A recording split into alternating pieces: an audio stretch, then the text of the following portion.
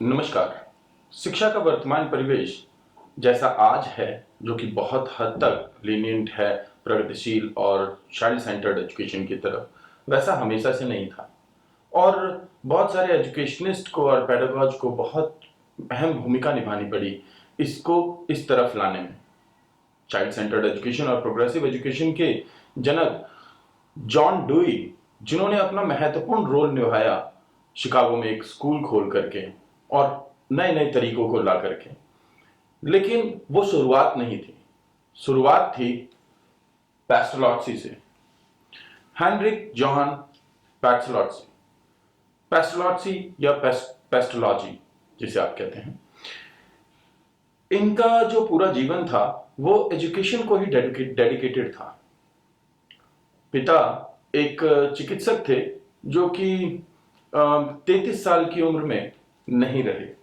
तो he was a पेडागॉज in Switzerland. तो आप याद रखेंगे कि इनका जो टाइम पीरियड था वो था 1746 से लेकर के 1827 तक। जब इनका जन्म हुआ, ये वो टाइम था, यानी मिड 18th सेंचुरी, जब यूरोप ट्रांसफॉर्मेशन की एज से आने वाला था। 1760 में इंडस्ट्रियल रेवोल्यूशन हुआ था। स्कूल्स चालू हो गए थे, लेकिन स्कूल्स की शुरुआत कैसी हुई थी? स्कूल्स थे अपने एक पुराने कन्वेंशनल तरीके के, जहां पर कि आप अगर ज्यादा माने तो जॉन लॉक वाली शिक्षा दी जाती थी कि बच्चे खुद से कुछ नहीं जानते, उनका दिमाग कोरी स्लेट है और जो भी उन्हें बता दो तो जैसे बड़ा वर्ग चाहता है बस वैसे उनके व्यवहार को ढालना, वही शिक्षा थी। इस शिक्षा में परिवर्तन लाने में महत्वपूर्ण भूमिका रही किसकी? पेस्टरॉसी की। ये सबसे पहली बात तो आपको याद रखना है कि इन्हें याद रखा जाता है एक पेडागॉज के रूप में। क्यों? क्योंकि इन्होंने केवल थियरीज नहीं दी, बल्कि इन्होंने प्रैक्टिस की। इन्होंने कहा कि बालक का जो स्वभाव होता है वो सबसे महत्वपूर्ण चीज होती है जिसको ध्यान रखना चाहिए, और उसको हमें प्रगतिशील बनाना है, और ताकि वो अपने आप को बेहतर कर सके। तो बच्चे की इननेट क्वालिटीज की बात की।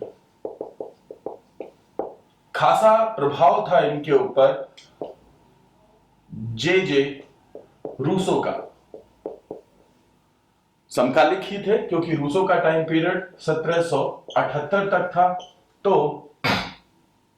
इनका महत्वपूर्ण प्रभाव पड़ा पेस्टलॉट्सी पे, और उन्होंने अपनी एजुकेशनिस्ट जो तरीके थे उसके अंदर अपनाया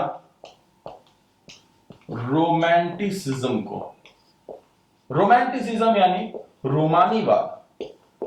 अब रोमानीवाद क्या है? रोमानीवाद होता है कि तर्क, यानी कि वैज्ञानिक तर्क के स्थान पर अपनी फीलिंग्स, अपने व्यवहार, अपने आंतरिक जो आवाज है उसको सुनना।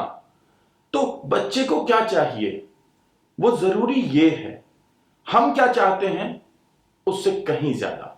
सो इस तरीके से इन्होंने जिस चीज पे काम किया वो है हेड, हार्ट एंड हैंड की शिक्षा। ये कहा करते थे कि बच्चे को अगर हमें तैयार करना है तो हमें उसे शिक्षा देनी पड़ेगी हेड, हार्ट और हैंड की।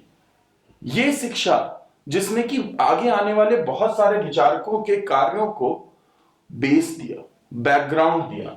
अगर आप इस हेड की बात करें तो आप सोच कर सकते हैं कि थॉट, यानी कहीं ना कहीं कॉग्निशन। हार्ट यानी अफेक्शन, अफेक्टिव डोमेन। थॉट यानी कॉग्निटिव डोमेन, और हैंड यानी साइकोमोटर या मोटर, सेंसरी मोटर। यहीं से ये विचार आ रहे हैं। या एक और विचार की बताऊं आपको, तो गांधी ने कहा कि माइंड,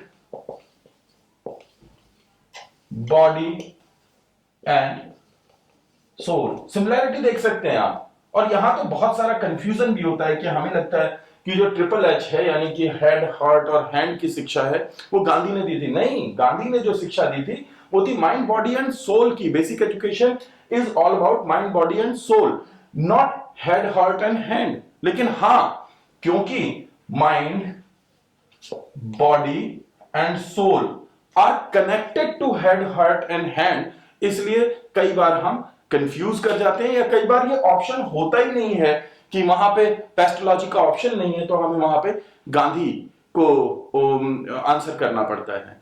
तो वो एक अलग ऑप्शन की बात है, वहां पे आपको थोड़ा सा दिमाग लगाना पड़ेगा। लेकिन सबसे पहली बार हेड, हार्ट और हैंड की शिक्षा की बात पेस्टोलॉजी ने की थी। 18वीं सदी तक स्विट्जरलैंड जो इलिटरेसी में था, 1830 में पूरा स्विट्जरलैंड पढ़ चुका था, यानी कि बेसिक एजुकेशन सबके पास पहुंच चुकी थी। और इसमें एक महत्वपूर्ण रोल था पेस्टोलॉजी का। नेपोलियन, रूसो और दूसरे विचारकों के समकालिक, और फ्रॉबेल इनके शिष्य थे। यहीं से उस प्रगतिशील और चाइल्ड सेंटर्ड एजुकेशन का फर्स्ट स्टोन रखा गया। यह आपके पेपर में एक अहम टॉपिक रहता है। तो इससे संबंधित कुछ क्वेश्चन देखते हैं, जो क्वेश्चन अभी प्रीवियस पेपर्स में पूछे गए हैं। क्वेश्चन 1, पेस्टोलॉजी का विचार था कि the idea of pestology was a, शिक्षा का उद्देश्य विद्यार्थी की मानसिक शक्तियों का विकास करना है। बी, शिक्षा विद्यार्थी के विकास के अनुरूप होनी चाहिए। सी, शिक्षा विद्यार्थी के व्यक्तित्व का आदर करे। और डी, उपरोक्त सभी। तो यहां पे अगर हम देखें तो वो मानसिक शक्तियों की भी बात करता है जब वो हेड की बात कर रहा है, जब वो इननेट क्वालिटीज की बात कर रहा है। दूसरी बात, शिक्षा विद्यार्थी के विकास के अनुरूप जब वो हैंड की बात कर रहा है और हार्ट की बात कर रहा है, तो वो व्यक्ति के विकास यानी बालक के विकास की बात कर रहा है। और विद्यार्थी के व्यक्तित्व का आदर करे, जो अब तक नहीं होता था। इननेट क्वालिटीज, तो व्यक्तित्व का आदर करे। आंसर होगा उपरोक्त सभी। नेक्स्ट क्वेश्चन देखते हैं। शिक्षा से मेरा तात्पर्य बालक तथा व्यक्ति के शरीर, मन और आत्मा के संपूर्ण विकास से है। उपरोक्त कथन किसका है? राधाकृष्णन, पेस्टोलॉजी, महात्मा गांधी या जॉन डुई? मैं इसी क्वेश्चन की बात कर रहा था। जब ऐसा क्वेश्चन आए और जहां माइंड, बॉडी एंड सोल दिया हुआ हो, डायरेक्ट ट्रिपल एच नहीं दिया हुआ है, तो वहां पे आंसर गांधी होगा। राइट? तो यहां आंसर होगा गांधी। नेक्स्ट क्वेश्चन देखते हैं। शिक्षा मनुष्य की क्षमताओं का स्वाभाविक, प्रगतिशील एवं विरोधहीन विकास है। यह परिभाषा किस मनोवैज्ञानिक की है? John dewy, pestology, crow and crow? उपरोक्त में से कोई नहीं। जब बात की जा रही है स्वाभाविक की, तो इननेट क्वालिटीज की है। फिर बात की जा रही है प्रगतिशील और विरोधहीन की, यानी कि हार्मोनियस, तो आंसर होगा पेस्टोलॉजी। तो पेस्टोलॉजी पे कुछ इस प्रकार के क्वेश्चन बनते हैं। Hope you understand the topic. Next topic में हम लोग फ्रॉबेल करेंगे और उसके बाद हम प्रोग्रेसिव एजुकेशन पे जाएंगे। सो आशा करता हूं आपको पसंद आया होगा। कमेंट सेक्शन में जरूर बताइएगा अपना फीडबैक। Thank you.